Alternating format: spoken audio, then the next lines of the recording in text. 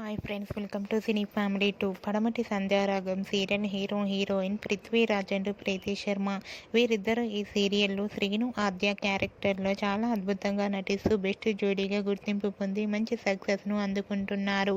శ్రీను ఆద్య జోడీకి కూడా చాలామంది అభిమానులున్నారు. వీరిద్దరూ తమ ప్రతి అప్డేట్స్ని ఎప్పటికప్పుడు షేర్ చేస్తూ ఉంటారు. అయితే రీసెంట్గా Padamati Sandhyaragam serial heroine Sreenu Aadya shooting and real life latest ఫోటోస్ను షేర్ చేశారు.